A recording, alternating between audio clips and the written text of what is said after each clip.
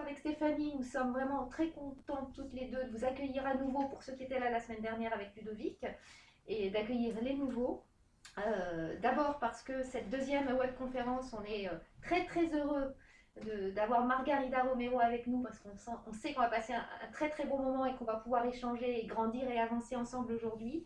Je rappelle que c'est un format inédit pour nous de rencontre et de partage professionnel et qui est vraiment ouvert à tous. Une fois encore, les enseignants, les chefs d'établissement, voilà. L'idée, c'est de partager, d'avoir une culture commune, de réfléchir ensemble et de profiter de cette opportunité voilà, de ce Covid pour lancer autre chose et profiter de grandir, se nourrir, de nourrir notre réflexion pour essayer d'être encore mieux au service des élèves qui nous sont confiés. Voilà. Donc je laisse la parole maintenant à Stéphanie. Alors pour vous redire que ce printemps de la pédagogie s'inscrit dans l'expérimentation des territoires numériques éducatifs, cette expérimentation que nous avons commencée depuis le début de l'année, c'est une nouvelle dynamique pour l'enseignement catholique du Val d'Oise.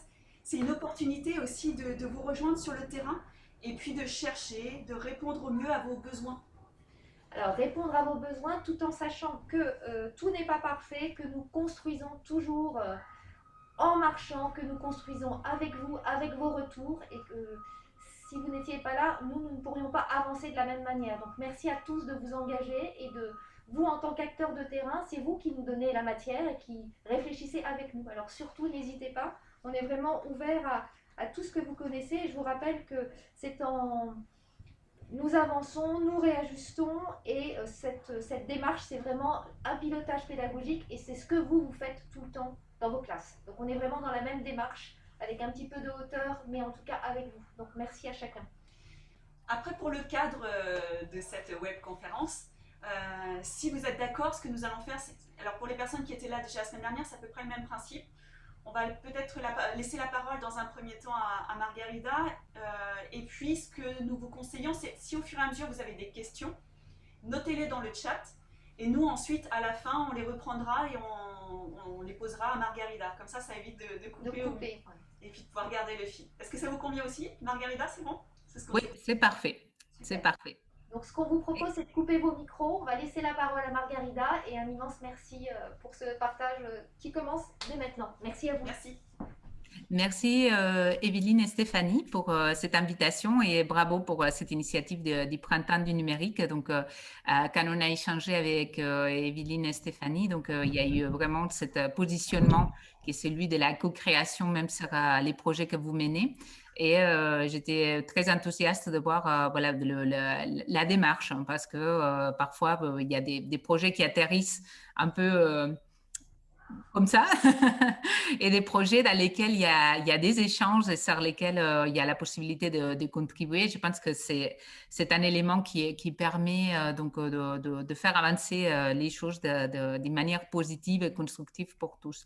L'autre élément que je voudrais, avant de commencer, c'est aussi signaler aussi voilà, les rôles que l'ensemble d'enseignants à tous les niveaux sont en train de réaliser depuis déjà plus d'une année dans un contexte de grandes difficultés. Hein, donc, il y a beaucoup d'incertitudes, d'éléments, de contradictions, des nouvelles règles appliquées, etc., qui est un contexte vraiment qui est pas celui qui est le plus favorable. Donc, quand il y a des initiatives d'innovation qui permettent d'aller de l'avant et pas se centrer uniquement sur les contraintes, voilà, je tiens à saluer également votre présence parce que on vit tous donc une situation qui n'est pas simple et en tant qu'enseignant, vous aidez ces élèves aussi et ces familles à tenir dans un contexte qui est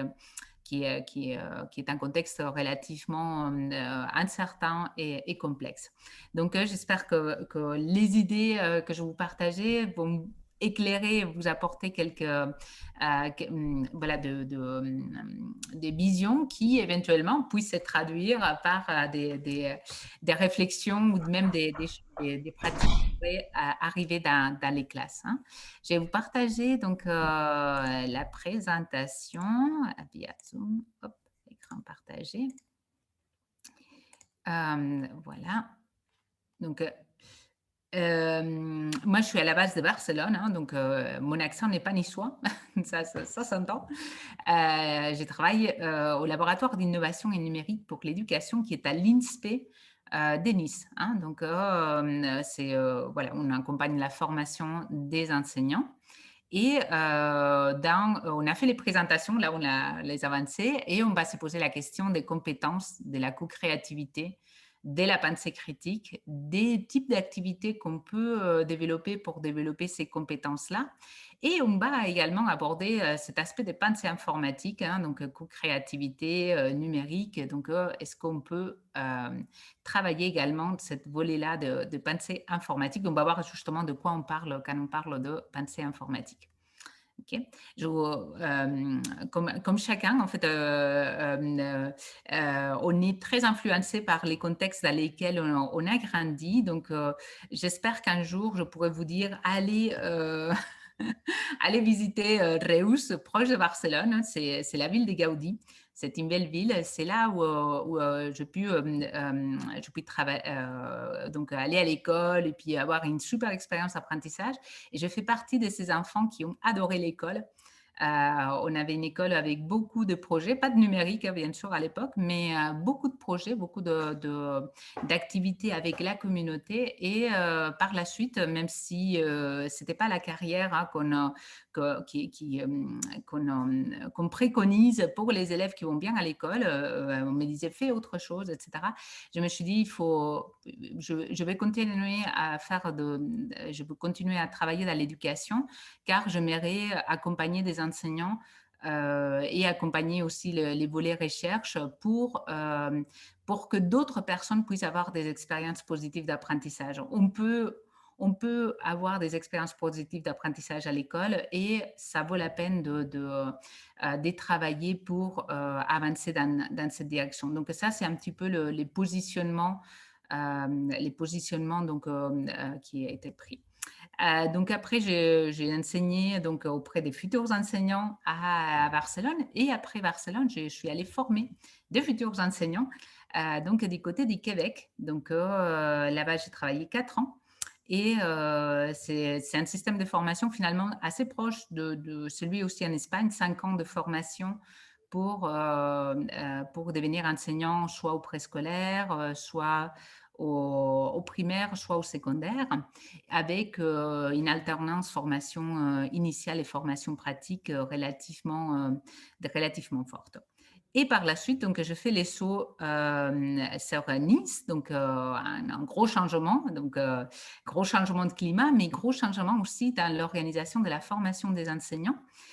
Car en France, comme vous l'avez également dans les systèmes d'enseignement catholique, en fait, c'est une formation de niveau master qui est un peu plus courte. Hein, donc, on a un peu moins les temps. Je dirais qu'une différence dans la formation, c'est que les enseignants en Espagne ou au Québec, ils ont un peu plus le temps pendant les études de flâner, de faire des fêtes, de se poser des questions. Et c'est vrai que la formation que nous offrons est une formation assez intensive sur laquelle voilà, où il y a peu de temps de socialisation et c'est justement un aspect donc, qui nécessite d'être recréé par la suite pour créer des communautés comme celle que vous créez ici pour pouvoir se soutenir dans la pratique professionnelle. Alors, donc, dans ce que je vous présentais aujourd'hui, ça c'est un petit peu la carte mentale. Hein. Donc, on va à la fois aborder des aspects liés à des compétences du XXIe siècle, donc comme la pensée critique, la collaboration, la créativité, la résolution de problèmes, la pensée informatique. Et tout cela donc dans un contexte de pouvoir développer une pédagogie créative. Hein. Donc, comment on peut engager l'élève dans certaines activités, pas toutes, hein, parce qu'il faut quand même apprendre certains éléments de manière explicite, mais comment on peut parfois, de temps en temps, engager les élèves dans des activités de pédagogie créative.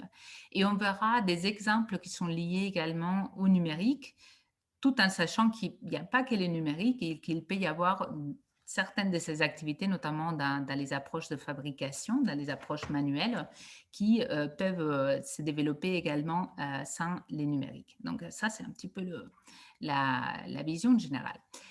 Mais avant de ça, il y a un lien au numérique. Je voudrais vous poser une question. Là, ce sont des œuvres qui ont été créées par une machine. OK?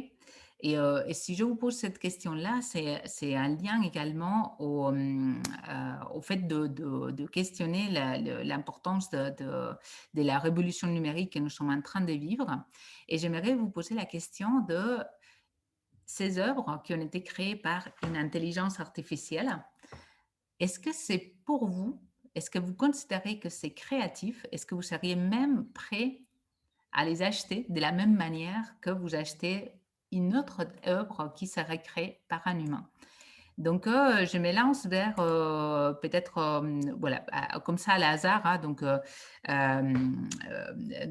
ne sais pas si Sophie, par exemple, Oui, vous. bonjour. Bonjour, Excusez-moi, je suis désolée, hein, je suis un petit peu en retard. Je reviens il n'y a pas de problème. du solfège de mes enfants. Je viens de voir que j'étais conviée à la réunion, pardonnez-moi. Il n'y a pas de souci, il n'y a pas de souci. En plus, je vous ai pris à hasard, vous êtes au milieu, donc voilà, c'est. Je suis désolée.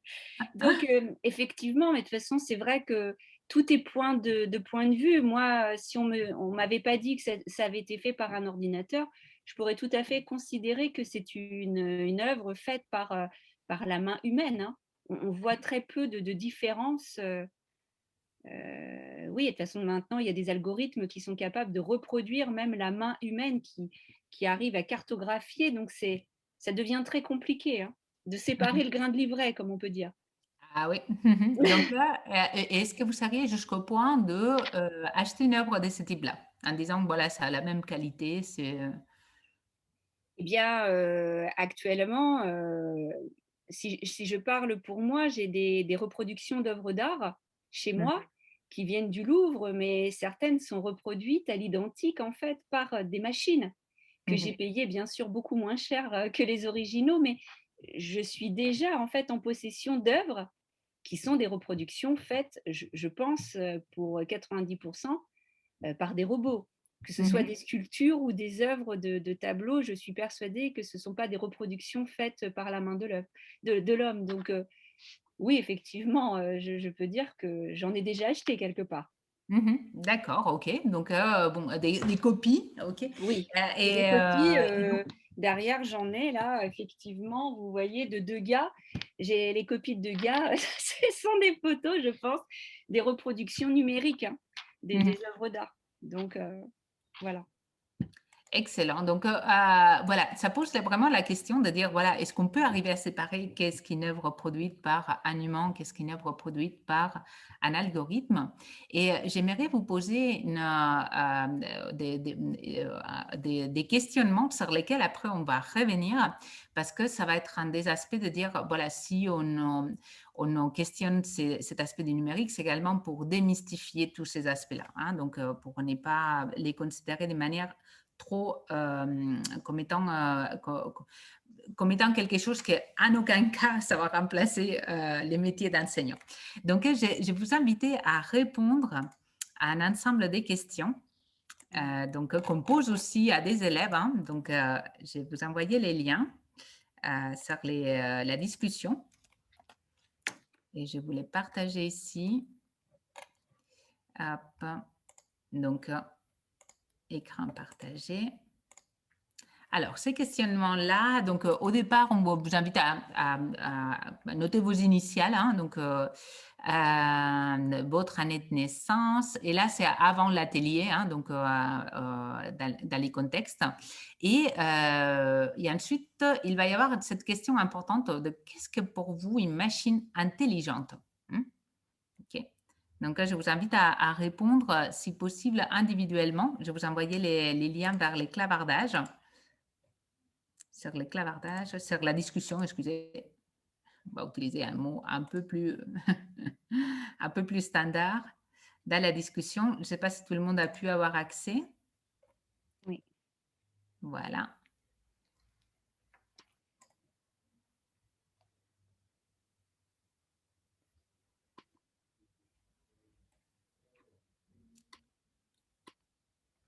Je vous laisse quelques minutes pour répondre à ces questions. Hein. Donc, vous pouvez répondre voilà, avec les idées qui vous viennent. Donc, c'est quoi pour vous une machine intelligente?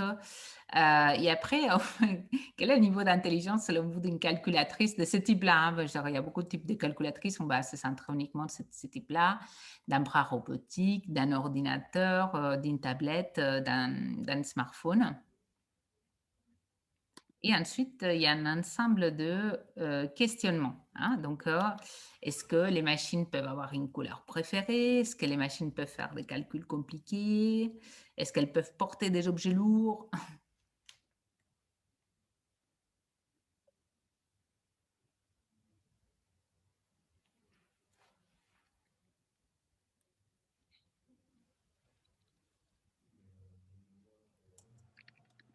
Excusez-moi, Oui. je ne sais pas où, j'arrive pas du tout à avoir la main. Alors, c'est la première fois aussi que je fais ce genre de… Oui. Il faut que je le trouve où pour pouvoir le remplir? Faut que je clique Alors, il y a un petit bouton qui est discussion. en bas? Oui, tout à fait. D'accord, enquête. Enquête, oui. Alors, est-ce que ça se… Margarida, est-ce que vous pourriez le remettre dans discussion ou conversation? Ah oui, tout à fait. Je suis connectée après et je n'ai pas le lien. Voilà. Ah, c'est parfait, merci beaucoup. De rien.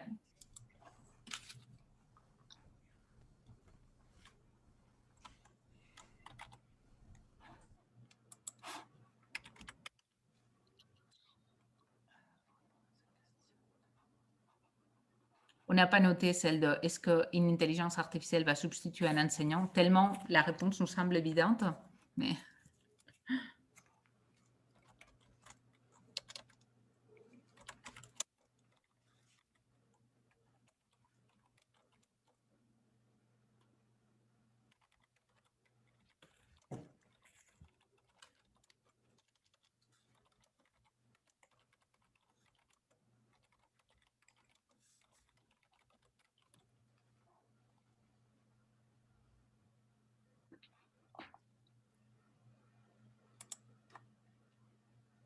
Pendant que vous finissez de répondre, je vais vous montrer justement un exemple de ce type d'applications qui sont faites pour justement les élèves.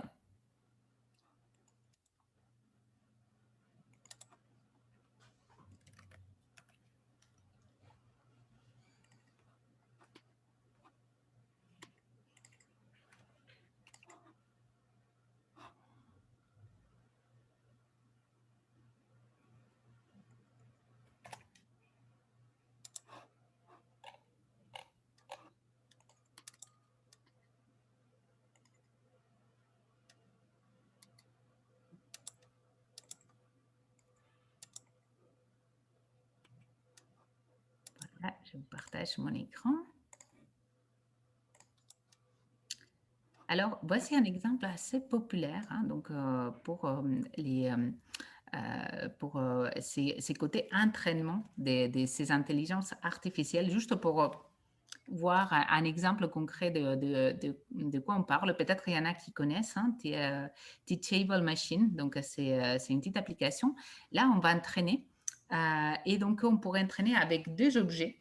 Donc je vais prendre ici les deux objets concrets. Voilà, une petite tête de bébé. Et je vais prendre un autre objet assez différent, donc un marqueur. OK? Comment ça fonctionne ce type d'application? C'est que là, on peut entraîner cette… oups, je vais sortir des cadres. Oups, et je vais placer ici.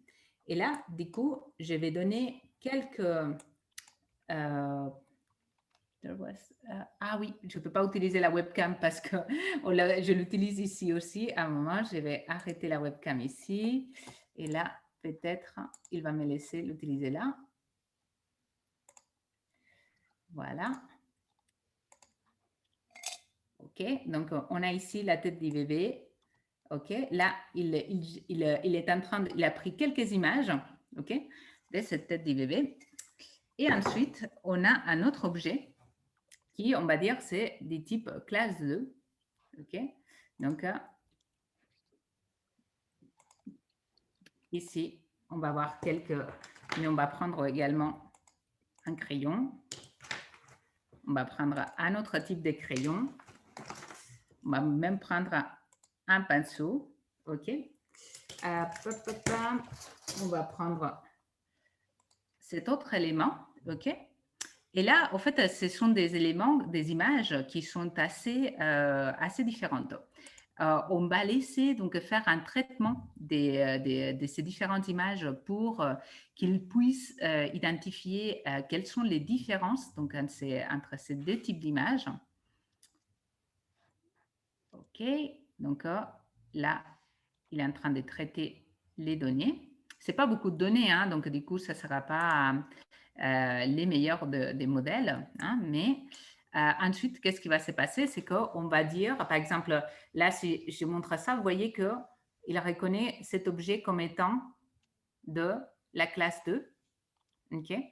Donc, il a utilisé ces images préalables pour identifier cet objet. Si je lui montre un objet comme celui-là, pareil, il la reconnaît comme étant classe 2. Si je lui montre quelque chose de nouveau, hein, là, peut-être, voilà, il va l'associer à l'un ou l'autre en fonction de là où il se trouve, mais c'est moins certain. Hein.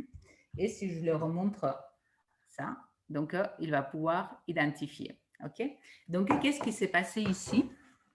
Moi, j'arrête la caméra. Hop. Je rajoute ma caméra ici. Qu'est-ce qui s'est passé ici? En fait, on a pris des données. Hein, donc, on a pris des données. Souvent, ces données sont vraiment énormes. Hein, donc, et là, les réseaux sociaux ont beaucoup d'intérêt à vous faire partager beaucoup de données parce que du coup, on arrive mieux à bien identifier aussi bien des têtes des personnes que des paysages, que des émotions, que d'autres éléments, parce qu'on utilise les tags que les gens rajoutent dans ces réseaux sociaux. Et à partir de ça, donc, il va y avoir des traitements des données qui vont permettre donc classer ces différentes informations. OK? Ça, c'est relativement...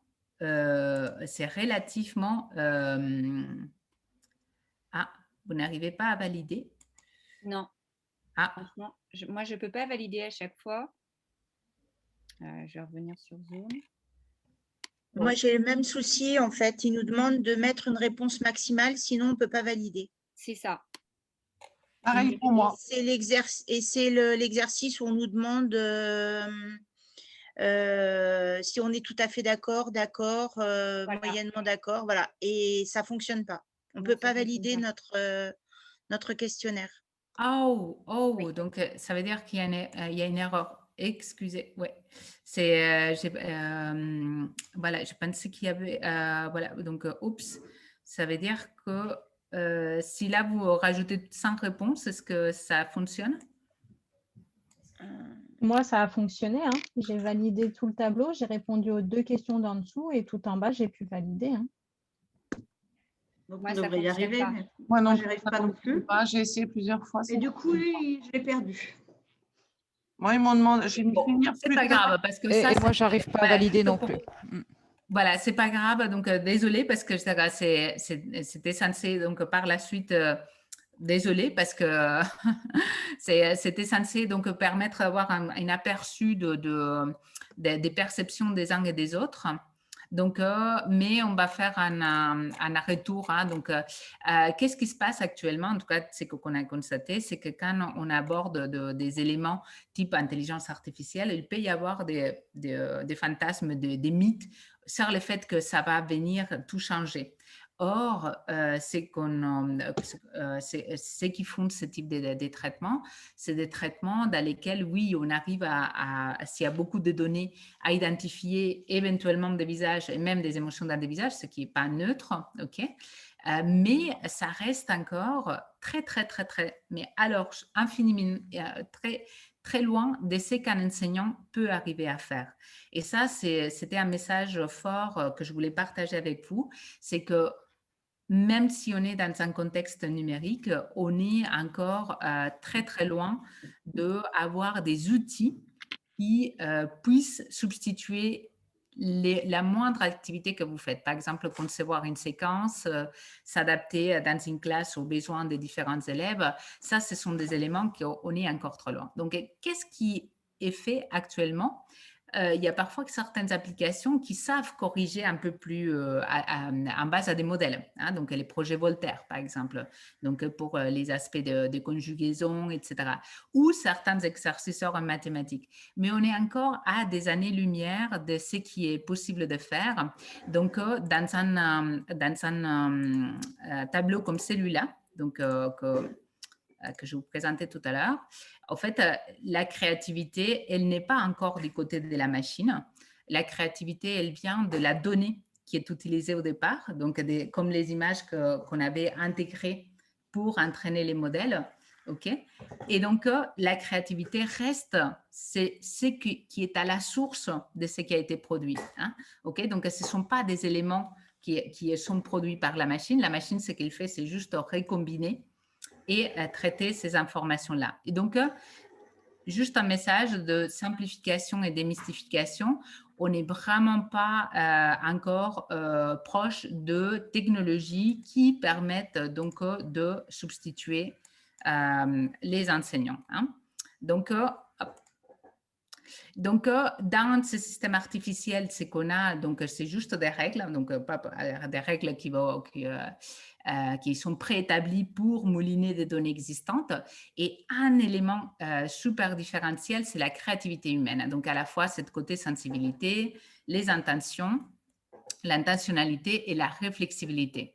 Et ça, cette côté-là aussi, l'adaptation au contexte socioculturel hein, et l'empathie entre les différentes personnes et entre les différents acteurs sont vraiment très importantes dans la différence de ce qui peut être fait par un humain et pas fait par une machine. Hein.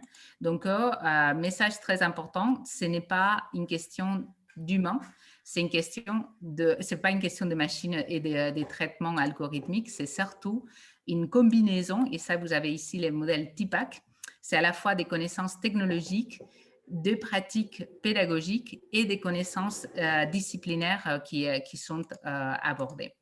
OK, donc si jamais quelqu'un d'entre vous avait les doutes encore de la créativité du métier enseignant, une chose très importante, c'est cette étude donc, qui a fait l'analyse donc, des types de métiers qui pouvaient être à risque d'être automatisés ou robotisés. Ce qu'on voit comme métier qui a le moins de risques, c'est éducateur à la petite enfance et enseignant au primaire. Hein. Donc, ensuite, enseignant secondaire, professeur universitaire, designer, etc. Et ça a fait que des auteurs comme Richard Florida, à l'Université de Toronto, lui, en fait, il considère que ce n'est plus une question de emploi en agriculture ou emploi tertiaire, etc. C'est une question de créativité. Est-ce que la personne est en train de faire un métier créatif qui n'est pas automatisable ou est-ce que la personne est en train de faire une tâche qui nécessite une sensibilité et un type de résolution de problème qui ne peut pas être substitué ou qui ne peut pas être, on ne peut pas créer des règles basiques pour l'automatiser. Et donc, ça, c'est à la fois un message envers les enseignants. Vous n'êtes pas automatisable, donc votre métier est un métier clé, mais c'est aussi un élément qui a son importance sur la formation des élèves. On n'est plus dans un contexte où on a toutes les certitudes et on a tous les éléments. On doit préparer les élèves aux compétences dites du XXIe siècle ou des compétences transversales, car ce sont des métiers qui vont impliquer un fort élément de résolution de problèmes complexes, de créativité, qui sont moins à risque d'être automatisés. Hein. Donc, ça, c'est vraiment un enjeu éducatif sur lesquels, voilà, parmi ces enjeux, donc la robotisation donc, va être une clé. Donc, qu'est-ce qu'on peut faire pour les élèves pour aborder et comment on les engage également donc, dans ces compétences-là. Côté donc, compétences, on en a sélectionné 5 qui font spécialement de sens dans des activités technocréatives. Donc, la plus importante de toutes, et ça, c'est vraiment quelque chose que l'école française, à l'école en France, développe d'une manière forte comparé à d'autres systèmes, c'est la pensée critique.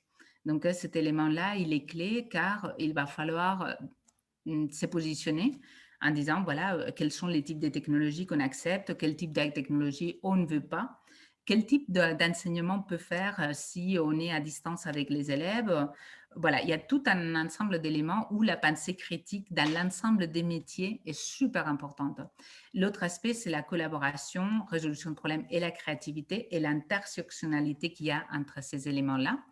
Et la pensée informatique vient à être un élément qui va au-delà de la compétence numérique. C'est également la capacité à résoudre des problèmes en faisant appel à des procédés et des procédures de l'informatique. Hein. Donc, la pensée informatique, c'est vraiment une compétence qui doit permettre pas uniquement d'être utilisateur, mais pouvoir s'engager également dans la création des solutions avec les numériques. Donc, on arrive là, peut-être que le détour a été un peu long, donc je suis désolée pour les couacs côté questionnaire. C'est qu'on arrive à une proposition relativement qu'on a voulu en tout cas qui puisse être les plus facile à appréhender, qui est celui de considérer les numériques comme pas étant quelque chose de bon ou mauvais a priori.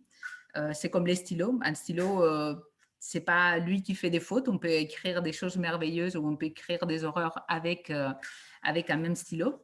Mais donc, ce n'est que des outils et donc, ça va être vraiment les types d'activités qu'on va faire à l'élève qui aura du sens ou pas. Il y a eu des vagues. Au départ, c'était les tableaux numériques. Après, ça a été les tablettes. Maintenant, un peu plus de robotique. Mais très souvent, en fait, ces éléments-là n'ont pas révolutionné la pédagogie parce que la révolution doit être d'abord pédagogique et les outils au service de cette pédagogie. Et donc, quand on fait uniquement penser outils, on peut se retrouver dans des situations assez terribles dans lesquelles, en fait, ce qu'on propose aux élèves, c'est une situation dégradée. Donc, faire voir des vidéos quand on pourrait vraiment faire des modèles même au tableau ou même en utilisant des tangibles, des modélisations avec des Lego ou avec d'autres éléments. On est en train de dégrader l'expérience. On est en train d'utiliser le numérique pour des aspects qui sont consommation passive ou juste de la consommation interactive avec des mini-jeux très basiques dans lesquels, en fait, voilà, c'est juste des clics sur une application.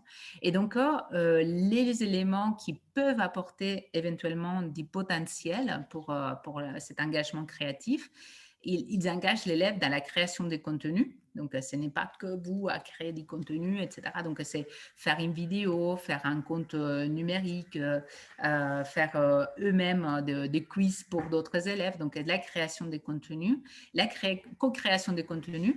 Et l'élément qui fait toute la différence avec les numériques, c'est la possibilité d'aller au-delà de la classe, donc connecter avec d'autres classes, donc faire des projets en réseau type e-twinning ou au niveau national ou entre les écoles de votre réseau, hein, donc pour faire travailler les élèves ensemble, ou même faire venir des invités dans les classes pour venir traiter un aspect ou un autre.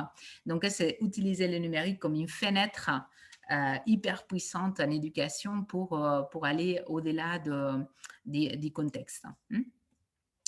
Les numériques aussi, c'est qui nous avons pu vivre hein, donc pendant les premiers confinements et l'arrêt de l'activité aux écoles, c'est aussi cette combinaison des modalités, à la fois des temps, synchrone, asynchrone, des lieux, donc des modalités. Hein. Donc, ces différentes combinaisons, même si elles sont toutes potentiellement utilisables, entraînent des enjeux super compliqués qui vont faire qu'on a besoin de scénariser. Et ça, c'est peut-être un des aspects de la formation des enseignants qui est moins travaillé, la scénarisation pour les numériques, et qui fait qu'on n'enseigne pas de la même manière quand on est en classe que quand on est à distance. Hein. Donc, tout ça, c'est de nouveaux enjeux. On en arrive aux éléments concrètement, pour faire ces types d'activités, qu'est-ce qu'on doit tenir en compte? Donc, quand on pense créativité, en fait, parfois, c'est la créativité d'un point de vue enseignant. D'un autre côté, il peut y avoir la créativité d'un point de vue apprenant. Hein, donc, qu'est-ce qu'on fait faire à l'élève? Quel est son potentiel créatif? Il y a l'activité qui est faite en équipe d'apprenants. Et comment cette équipe d'apprenants peut avancer au mieux? Est-ce que dans cette équipe-là, pour favoriser la créativité, il y a une diversité, une hétérogénéité dans les équipes? Comment on soutient un climat agréable pour soutenir l'activité? Et ensuite, il va y avoir tous les aspects de quel type de technologie on utilise. Est-ce que ces technologies nous enferment ou nous permettent de soutenir la créativité? Est-ce qu'il y a une marge créative pour l'activité ou il y a une seule solution? Donc, à quel point on donne une certaine marge pour le processus, mais aussi une certaine marge pour la situation? Et donc, c'est cet ensemble d'éléments qu'il faut tenir compte pour soutenir les processus de créativité. Et on en vient avec des exemples concrets. Hein, donc, je vais aller très spécifiquement ici sur les activités de création de maquettes. Je ne sais pas s'il y en a parmi vous qui font des maquettes en classe ou qui l'ont fait quand ils étaient enfants. Oui, moi j'en fais dans ma classe. Ah, ok. Benjamin, donc, qui en fait dans sa classe. Ouais, moi j'en fais chaque année. Cette année, j'ai fait comment on appelle ça, une sorte de manège.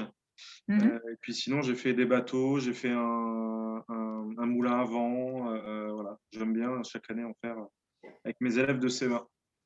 Excellent, excellent. Et Gilles? Oui. Comment? Alors, moi, il m'est arrivé de faire des maquettes en 4e avec la géométrie 3D lorsqu'on travaille sur les différents solides en 4e, les pyramides, les pavés, les cylindres. Voilà. Donc, maquette de ville. Super, super. Ce type de projet, donc, on l'a développé donc, sur plusieurs écoles, aussi bien au Québec qu'en France. Et en fait, c'est vraiment, il y a un potentiel énorme. D'un côté, parce que on peut travailler les maquettes depuis différentes matières. Hein, donc, ça peut être un projet histoire-géo, donc la ville d'hier, donc modéliser donc qu'est-ce qu'était la ville d'hier, la ville d'aujourd'hui avec ses problématiques, comment on pourrait améliorer par exemple un problème de circulation, la ville du futur, donc, et ça je vois qu'Antonio donc, il travaille également de ces aspects-là. Il y a aussi les aspects des géographies prospectives, donc, qui sont maintenant au programme et qui peuvent être travaillés également par les biais de ce type de projets. Et donc, du coup, c'est une histoire géo. OK, super. Donc, ces maquettes-là, ils se présentent vraiment un potentiel qui est celui de modéliser les connaissances. Donc, quand on fait une maquette, on n'est pas, c'est pas juste des déclaratifs sur un papier. On est vraiment en train de réaliser une modélisation qui, quand faite en équipe, demande donc une coordination et qui va permettre également donc, de prendre des décisions très spécifiques sur la manière de modéliser. OK. Ah, Émilie aussi. Donc, maquette des biohabitats en 5e technologie, géo, maths, français. Waouh, génial. Donc, vous faites déjà de l'interdisciplinaire, oui, Émilie?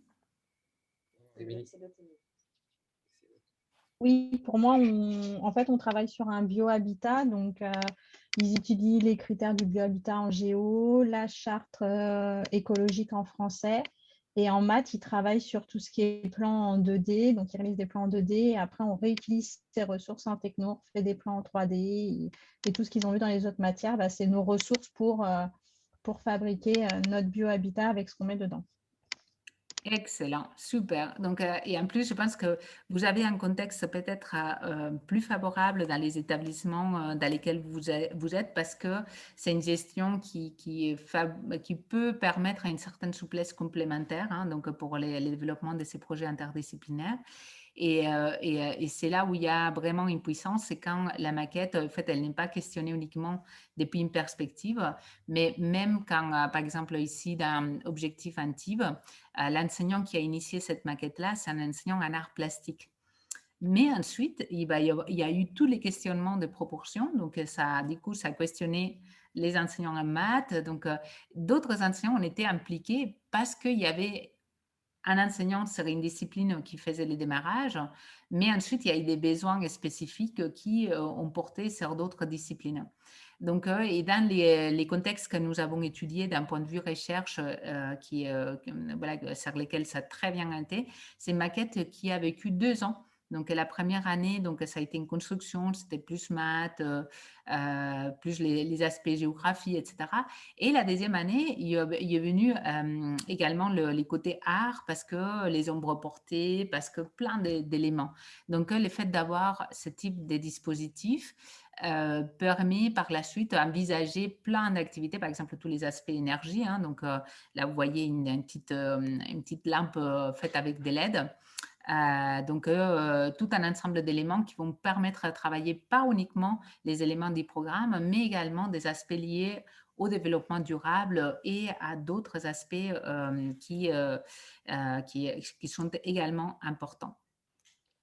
L'autre élément que je voulais vous partager, c'est la conception des jeux numériques ou même des jeux des tables. Hein, et pour ça, un aspect sur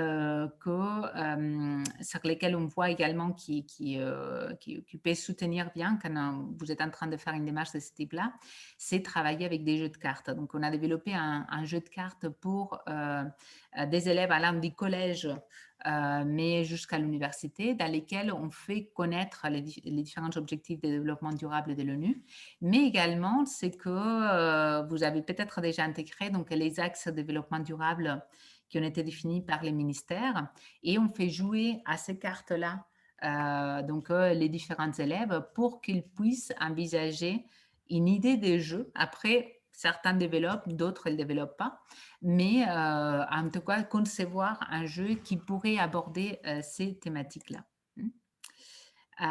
Voilà, donc l'autre idée donc, que je voulais vous partager, sont les problèmes pour travailler ces compétences, hein, donc résolution des problèmes, collaboration, créativité, c'est la résolution des problèmes en interdépendance. Peut-être ça, l'interdépendance, c'est un mot barbare. Ce sont des jeux coopératifs. Hein. Donc là, par exemple, les activités Bebot et Bluebot, sûrement vous les connaissez bien. Donc vous en avez peut-être déjà expérimenté. Ce sont des petits robots qui se déplacent dans l'espace. Mais là où il y a un enjeu, c'est dans des activités où il va falloir que des équipes puissent arriver au même objectif en même temps, tout en considérant les déplacements de l'autre équipe. Hein. Donc, dans ce type d'activité, en fait, il ne suffit pas uniquement de résoudre par soi-même, il va falloir tenir compte des avancements de l'autre équipe. Et c'est là où il y a toute la difficulté, c'est qu'on n'est pas uniquement en train de considérer sa propre perspective, on doit s'organiser avec une autre équipe pour soit laisser passer, soit pour développer une stratégie d'attente, etc., pour arriver à l'objectif. Hein. Donc, on a fait avec des enseignants du primaire, et on a nommé cette activité Bisous Bluebot parce que, voilà, il fallait qu'ils arrivent des abeilles au même moment, faire un petit bisou à un petit nounours. Donc, voilà, peut-être pour les collèges, Bisous Bluebot, c'est un peu trop cute, mais il y a des défis un peu plus avancés type RDT2 dans lesquels, en fait, c'est justement pas uniquement engager l'activité individuellement, mais l'engager collectivement et se dire que c'est une activité dans laquelle il faut réussir ensemble. C'est une course en gagnant. On ne peut pas... Quand les élèves jouent, parfois, même si on leur dit il faut arriver ensemble, etc., qu'est-ce qui se passe? Ils ont cette par défaut compétitif les premiers, il arrive, il dit, ouais, nous avons gagné. Je dis, oh non, vous avez gagné si les deux équipes arrivent en même temps. Et donc, qu'est-ce qui se passe? C'est qu'une fois les élèves rentrent dans cette dynamique de coopération qui n'est pas évidente, donc par défaut, il y a davantage de compétitions, quand ils comprennent qu'il faut coopérer pour arriver jusqu'à l'objectif, là, ils commencent à se dire, bon, il va falloir s'organiser, mais tu fais comment ta programmation? Tu fais quel type de mouvement? OK, est-ce que c'est vous qui attendez ou est-ce que nous, on part sur un cheminement différent? Donc, il y a toute une considération et du coup, en fait, l'autre élément qu'on voit qui est très positif, c'est que ce type de contexte oblige à faire une planification, une explicitation des stratégies. Autrement, si l'élève est tout seul, il va faire souvent par tâtonnement. Donc, on est vraiment un essai-erreur et puis on ajuste au fur et à mesure. Hein, donc, pas beaucoup d'efforts. Mais si on est vraiment dans un contexte d'interdépendance dans lequel il faut se coordonner avec un autre élève ou avec une autre équipe, là, on est davantage dans un contexte de planification et de coordination. Voilà. Hop. Donc, parmi ces défis, et je vois donc que Evelyne confirme qu'il va y avoir des kits robotiques. Hein. Donc, pareil, on ne va pas dire que la robotique, c'est bon ou mauvais, hein, donc, comme les numériques. On peut juste faire des éléments qui sont autour de la robotique sans manipuler. On peut également avoir des activités qui sont très pas à pas, type des instructions Lego, mais ensuite, on va pouvoir faire des projets un peu plus avancés, des projets plus d'ingénierie ou même des projets de robotique qui sont orientés à résoudre des défis qui sont soit réels, soit réalistes. Hein. Donc, on va mettre en situation les élèves en disant, voilà, ces robots-là, ils vont, dans votre maquette, ils vont devoir sauver tel objectif parce qu'il y a un tel élément qu'il faut réparer, un générateur qui est en panne. Et donc, à ces moments-là, en fait, ce défi-là, il n'est pas uniquement un apprentissage de la robotique. On est en train d'utiliser la robotique pour un projet qui est un projet un peu plus large que celui d'apprendre la programmation. On est en train vraiment d'engager les élèves dans une activité qui est davantage un défi. OK. Donc, en synthèse, pour ces différents types de projets, des éléments qui vont être importants, c'est les attitudes. Hein. Donc, qu'est-ce qui se passe quand vous allez recevoir vos kits robotiques? C'est que si vous recevez les kits robotiques et vous essayez de tout maîtriser, vous allez passer vos week-ends, vos soirées et tout votre temps à avoir de l'avance par rapport aux élèves. Une stratégie qui est intéressante, c'est également de laisser aussi à faire une partie des apprentissages avec. Okay. Donc, vous n'êtes pas à tout anticiper par rapport au matériel que vous utilisez. Vous pouvez même utiliser des démarches d'exploration technologique dans lesquelles les élèves, on ouvre la boîte ensemble, on va se poser des questions sur les fonctionnalités. On va pouvoir donc explorer et puis avoir une démarche scientifique pour l'exploration de ces kits robotiques. Mais ça demande un changement de perspective qui est celui de dire vous n'êtes pas la personne qui va connaître tout en avance. Vous êtes en train d'apprendre aussi avec vos élèves avec ce type de matériel. Et ça, c'est vraiment un défi complémentaire. Donc, voilà quelques idées que je voulais vous partager. Donc, un lien. Ah oui, excusez, donc je ne vous ai pas partagé le côté pensée informatique, mais j'espère que ce n'est pas un peu trop par rapport à l'ensemble d'idées. Juste sur les côtés pensée informatique, l'élément qui est important, c'est de dire, voilà, quand vous allez travailler des aspects des programmations, il est important pas uniquement être dans des activités de codage qui vont être pas à pas. Donc, il faut à un moment donné pouvoir, une fois les apprentissages réalisés au niveau de l'algorithmie, des types de langages, etc., donc pouvoir s'engager également dans des activités de programmation de robotique créative dans laquelle, en fait, les élèves sont face à un problème qu'ils vont devoir résoudre en mobilisant des connaissances et des systèmes qu'ils auront vus au préalable. Hein. Donc, c'est également le fait de dire il ne faut pas non plus que toutes les activités soient des types créatifs, mais il est bon de combiner des activités qui sont davantage guidées avec parfois un certain défi dans lesquels les élèves peuvent être mis dans une situation de résolution de problème dans laquelle, au fait, ils pourraient ne pas avoir toutes les réponses. Hein. Voilà, donc ici, les 15 idées qu'on a publiées dans un ouvrage sur les usages créatifs du numérique. Donc, l'idée numéro 1, hein, donc qu'on a commenté les attitudes, donc notamment cette tolérance à l'ambiguïté qui va être importante parce que du moment où vous faites des activités créatives avec les élèves, vous n'allez pas avoir tous les éléments en avance. Hein, donc, il peut y avoir des solutions qui sont inattendues. Hein, donc, ça, c'est un aspect que certains élèves ne vont pas apprécier. Hein, il y en a certains qui, ce qu'ils veulent, c'est des activités très, très, très structurées. Donc, s'il y a trop d'ouverture, elles risquent aussi d'être un peu bousculées. Hein. OK, donc si vous, voilà, je voulais davantage d'informations, il y a certains chapitres qu'on a partagés en ouvert. Et après, il y a un guide d'activité que je vais vous partager dans les clavardages. OK, hop. Dans les clavardages pour que vous disposiez également d'un ensemble d'activités qui pourraient vous être d'intérêt pour avoir d'autres idées qu'on a développées au-delà de celles qui... oups, est-ce qu'il y a un problème? Hop. Non, il y a peut-être... C'est pas bien chargé. Voilà, il est là. Je vous le partage ici. C'est un guide que nous avons réalisé avec des enseignants. Ah oui, il y a un HTTPS qui change. Un guide que nous avons élaboré avec des enseignants et donc qui compte 15 types d'activités. Hein, donc, des activités débranchées, donc des activités de robotique créative, des activités de programmation créative, des bandes dessinées, d'électronique créative et même des activités de création 3D.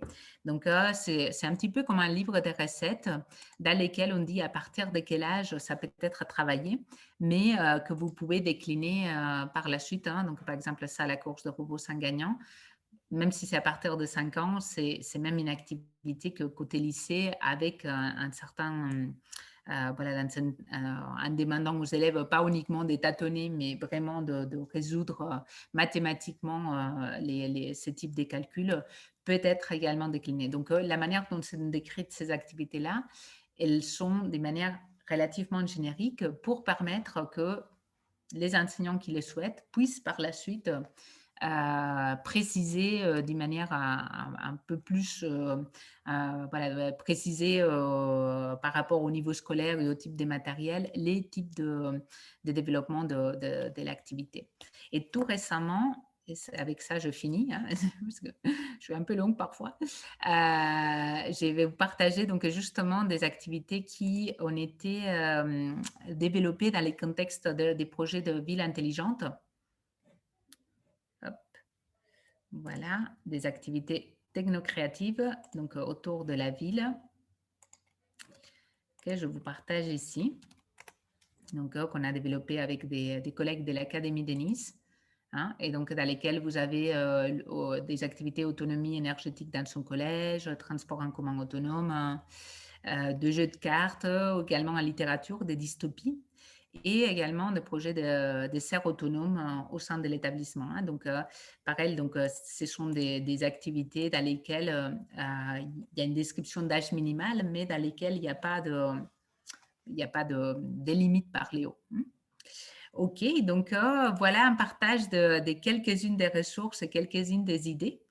Et je suis à votre disposition pour échanger, pour également connaître quels sont des projets que vous réalisez sur les approches co-créatives. Déjà, Margarida, un immense merci pour ce partage avec autant de ressources. Je pense que là, on en a pour un certain temps à exploiter tout ce que vous nous avez déjà partagé.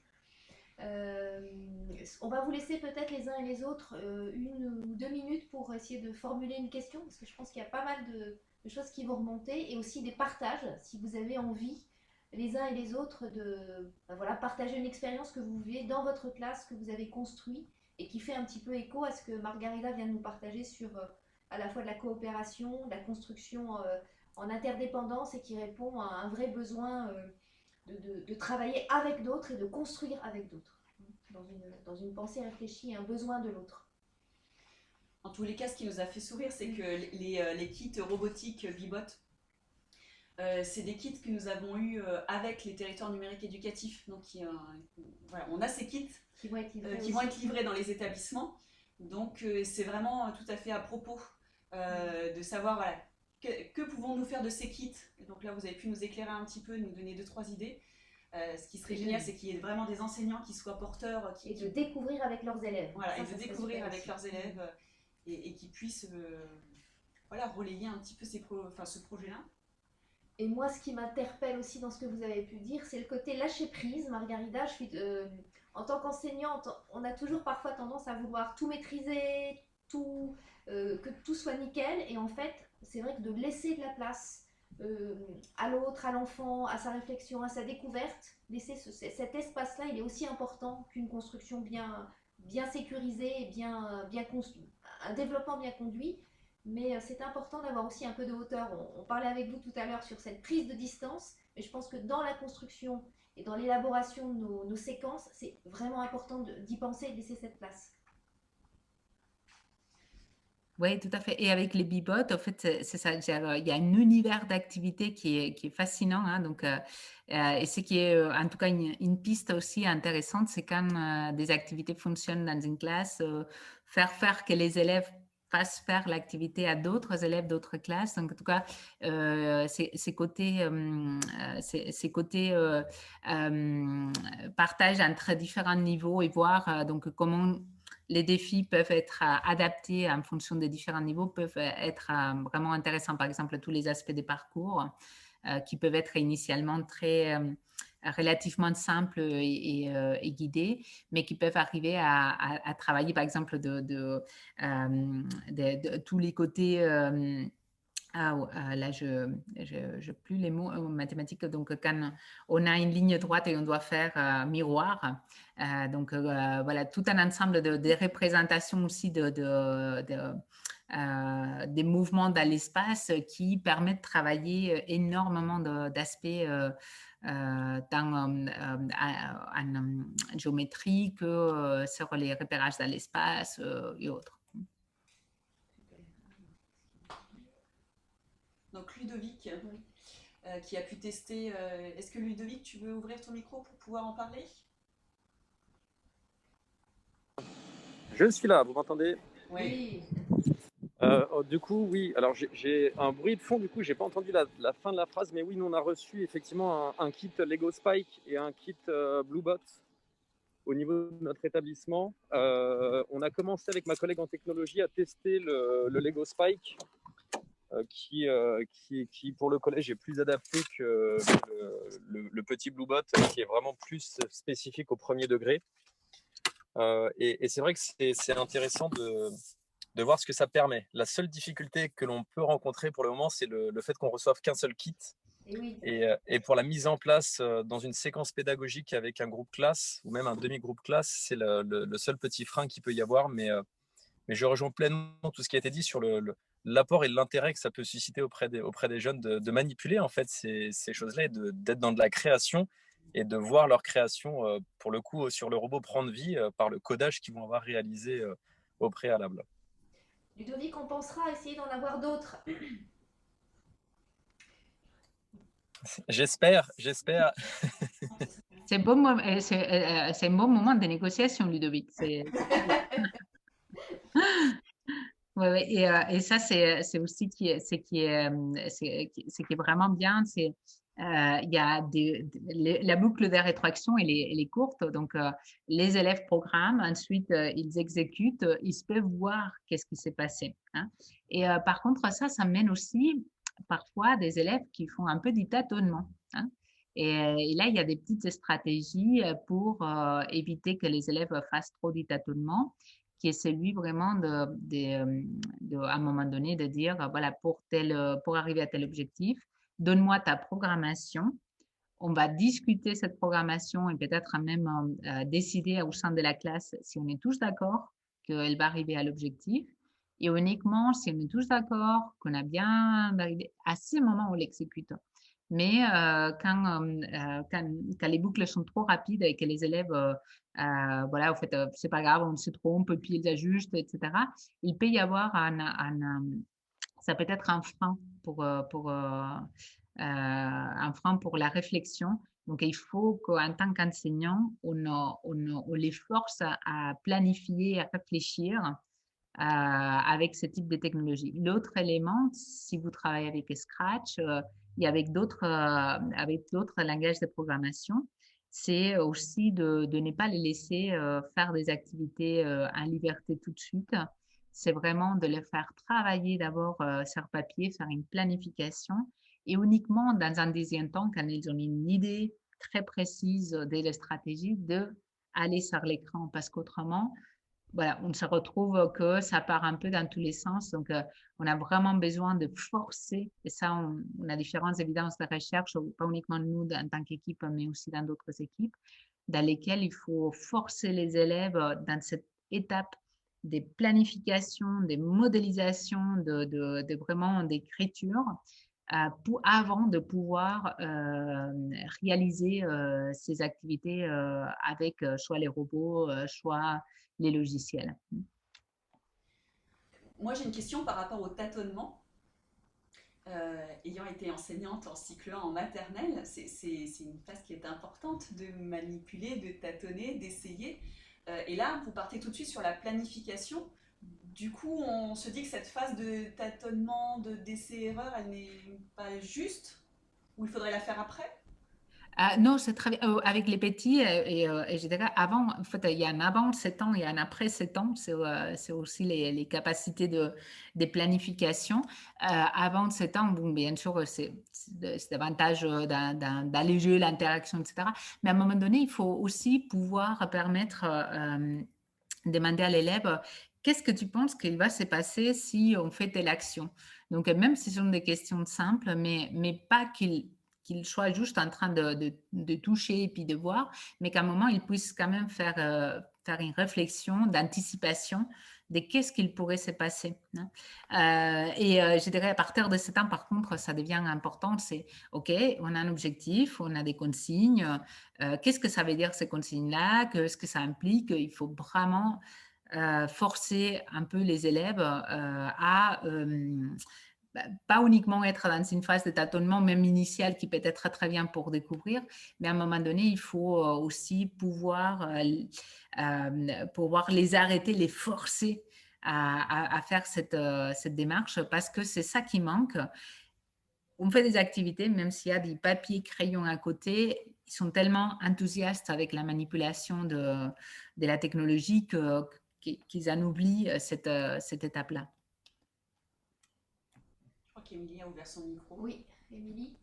Oui, bah, du coup, moi, c'est une méthode de travail que j'utilise en technologie depuis très longtemps, puisqu'on nous demande de travailler par îlot et du coup de travailler en groupe.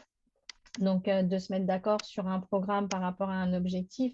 Et je rejoins totalement, en fait, c'est très dur de leur faire écrire et de leur demander de réfléchir à ce que ça va donner. Mais si on les laisse aller sur l'écran tout de suite, je prends l'exemple de Scratch que je manipule pas forcément, mais ils vont changer l'arrière-plan, ils vont changer leur petit lutin, ils vont faire plein de choses, sauf l'objectif qu'on leur a demandé. Donc, c'est vrai que c'est pas facile de leur demander de passer par le papier un petit peu ou de se poser juste des questions. Ça peut être, alors sur le niveau du primaire, juste des questions de, à ton avis, si j'appuie sur ça ou si je commande ça, qu'est-ce qui se passe? Juste une petite réflexion avant, je pense. Mais c'est une étape où il faut y passer. On ne peut pas leur mettre un robot dans les mains tout de suite et il faut leur donner un objectif et les forcer à le faire. Parce que même moi qui suis avec des grands, En troisième, j'ai la chance d'avoir des petits robots M-Bot qui se déplacent, qu'on peut faire manipuler.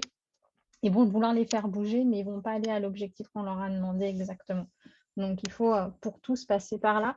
Et de toute façon, plus ils vont avancer, plus on va leur demander de répondre sur papier la plupart du temps, parce qu'il n'y aura pas forcément le matériel à disposition. Et comme le disait Ludovic tout à l'heure, un kit pour 30 ou 32 élèves, c'est un petit peu compliqué de leur demander de faire leur expérimentation. En fait, ils ne peuvent pas tester leur programme tous. On est obligé de faire un roulement.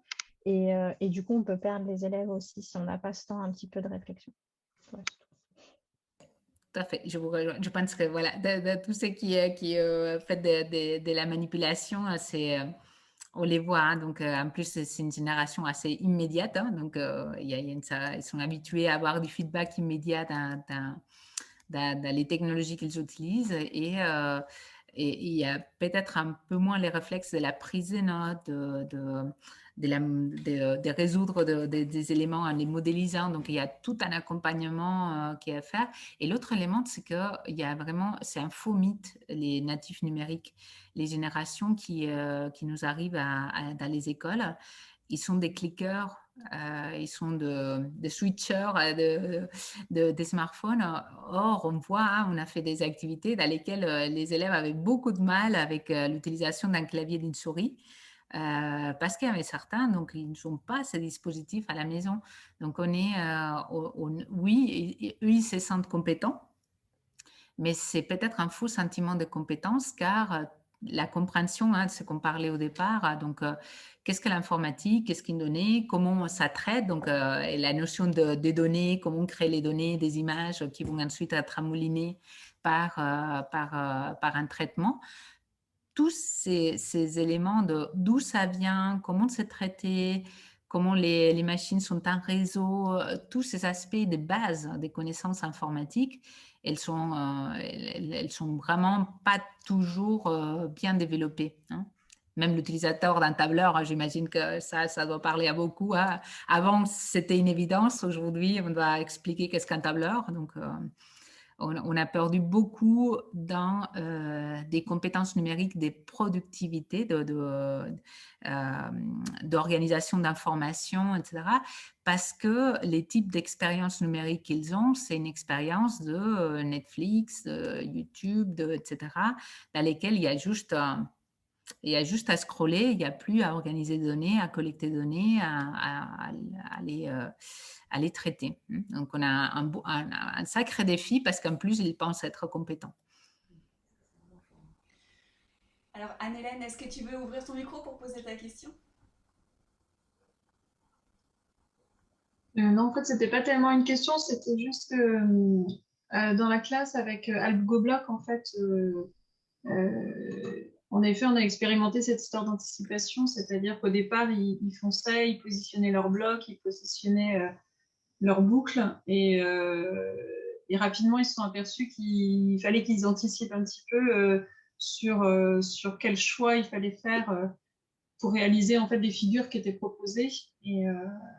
Et en plus, ils ont la possibilité de lancer des défis à leurs camarades. Donc, du coup, ça signifie que là, ils franchissent une étape supplémentaire dans l'anticipation en finalement en proposant quelque chose que eux savent faire. Et donc, du coup, ils anticipent ce que ça va donner, en fait, le dessin qu'ils vont proposer, ce que ça va permettre de faire à leurs camarades en termes de programmation.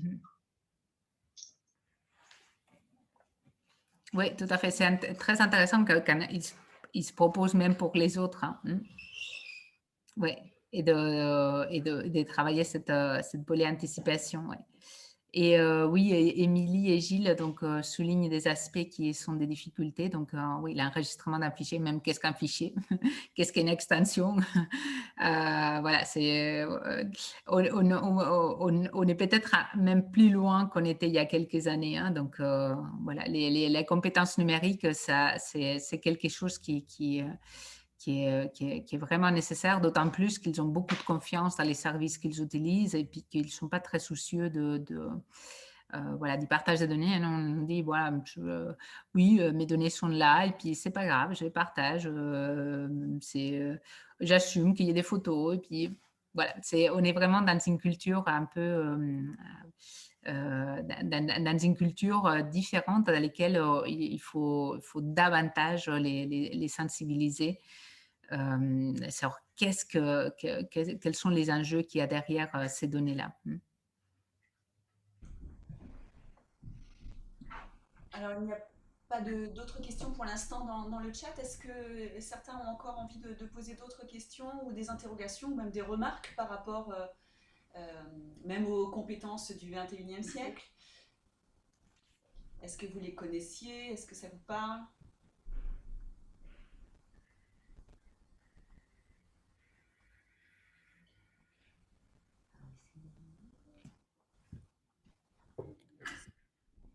Donc plus forcément de questions. Gilles peut-être? Non. Non. Si.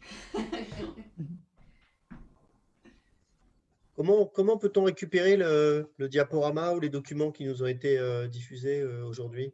C'est ça ma question. Oui, je vais vous envoyer un lien où j'ai mis plusieurs ressources. Voilà, je partage tout sur le site. Donc, alors, je vous les partage dans les numériques et éducation.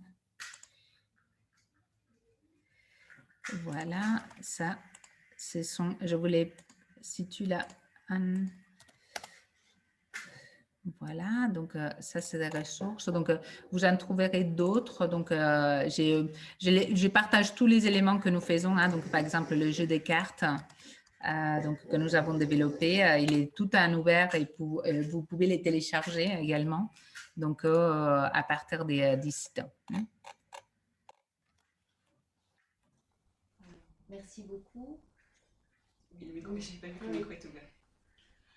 Un grand merci Margarida d'avoir passé ce temps avec nous, de nous avoir éclairés, de nous avoir inspirés. C'était vraiment très intéressant. On y reviendra. Voilà.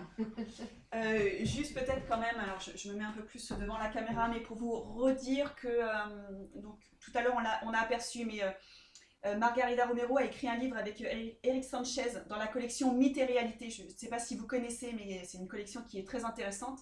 On a vu tout à l'heure. Voilà, on a vu tout à l'heure et qui s'appelle Apprendre en jouant.